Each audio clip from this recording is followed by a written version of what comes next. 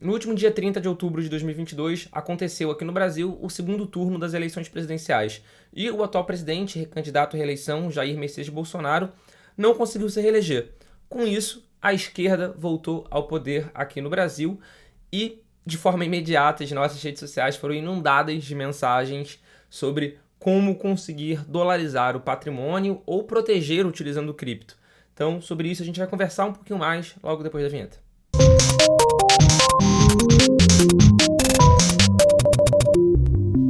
Antes de mais nada, eu vou pedir para você que ainda não é inscrito aqui no nosso canal, se inscrever e, claro, se puder, ative o sino de notificação, deixa o seu like também, que o tema do vídeo é bastante importante.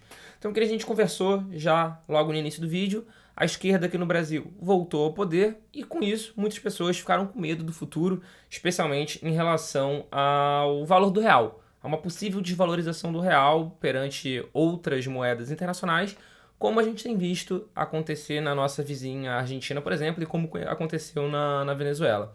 Pois bem, antes de mais nada, eu quero falar que esse vídeo ele não é uma recomendação de investimento. Muito importante frisar isso.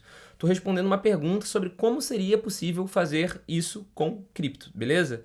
Então, o primeiro ponto seria você comprar naturalmente Bitcoin diretamente, comprar um Ether diretamente, que são as duas blue chips do mercado cripto, e você pode utilizar isso como uma possível reserva de valor. Mas é claro, Bitcoin tem flutuação de valor. Ether tem flutuação de valor. Dependendo, naturalmente, da sua moeda e dependendo da taxa de inflação e da taxa de desvalorização da sua moeda, o Bitcoin ele pode desvalorizar menos em relação ao tempo.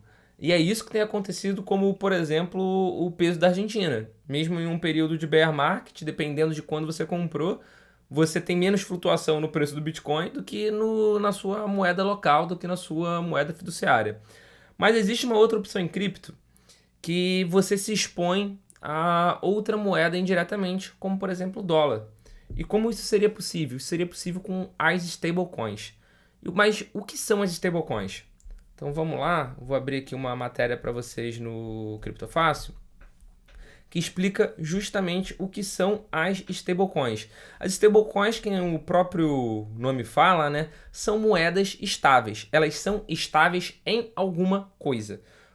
No caso do que a gente vai falar aqui agora, do que eu vou dar dos exemplos que eu vou dar aqui agora, são stablecoins de dólar americano, são stablecoins de USD. Ou seja, teoricamente, para cada moeda dessa, para cada cripto dessa emitida, existe um dólar americano depositado em alguma conta bancária, depositado em algum lugar.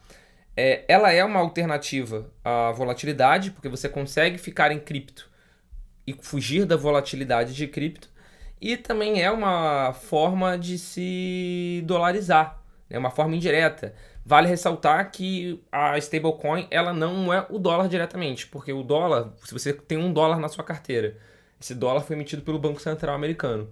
Se eu tenho um USDT, por exemplo, na carteira, que é uma stablecoin de dólar americano, eu tenho um token USDT e a empresa por trás desse token tem em alguma conta, ela fala que tem em alguma conta bancária ao redor do mundo um USD depositado.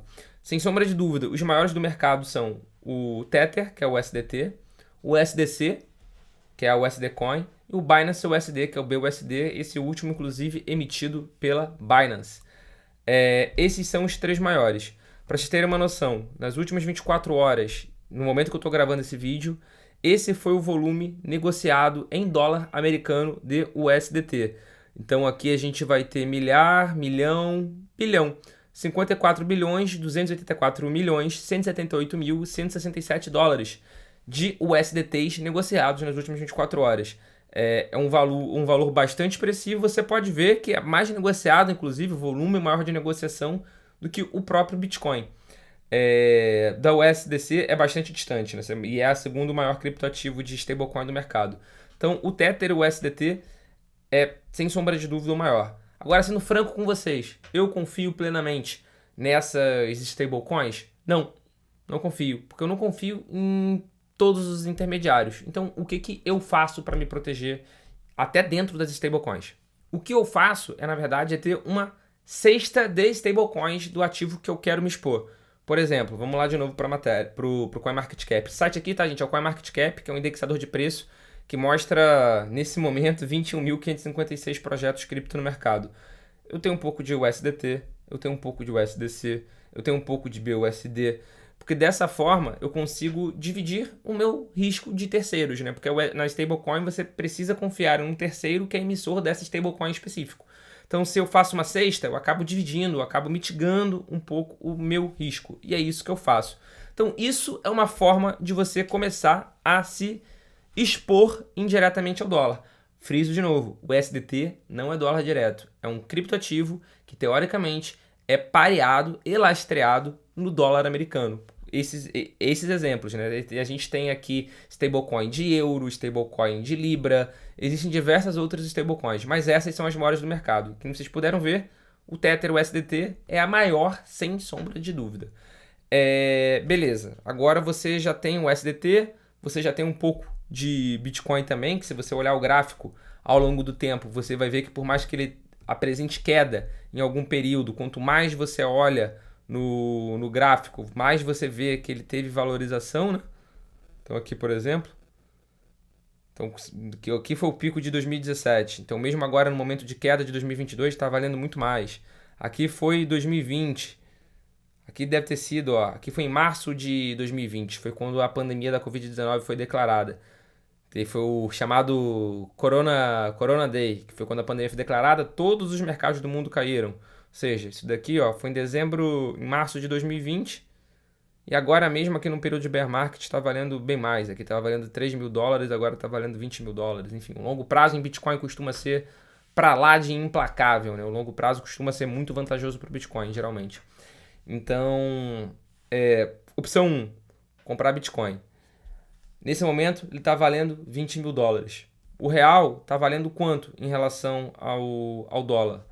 Vamos ver aqui. Nesse momento, segundo o Deus Google, cada dólar americano está valendo cerca de 5,3 reais brasileiros. Então, se você acreditar que o real vai desvalorizar muito no médio e longo prazo, a exposição no Bitcoin vai fazer todo sentido do mundo.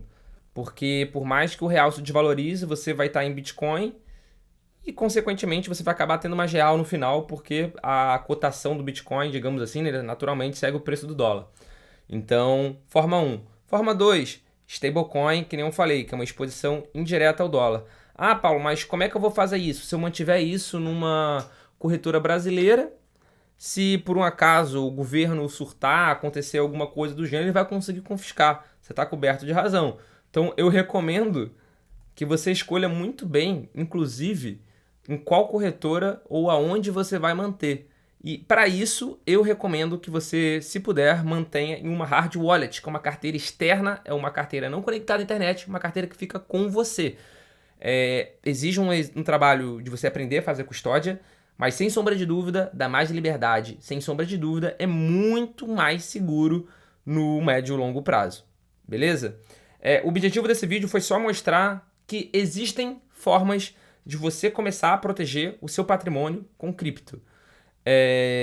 Se você quiser saber mais detalhes sobre isso, coloca aqui embaixo no comentário que a gente está pensando em fazer uma série para ir mostrando como faz cada um desses pontos, inclusive como você conseguiria fazer para gastar essa sua cripto, seja uma stablecoin, seja o Bitcoin, de uma forma segura, sem grandes problemas, beleza? Sem grandes atritos, né? Sem ser necessário uma curva de aprendizagem muito extensa, ou seja, de uma forma muito simples, muito prática, onde você que já usa o Pix, já mexe no Pix, já mexe no seu Bankline, você vai conseguir fazer de uma forma tranquila. Então, se você está interessado nesse tipo de conteúdo, coloca aqui embaixo nos comentários, que se tiver um bom engajamento, se tiver bastante interesse, a gente vai produzir esse conteúdo para vocês.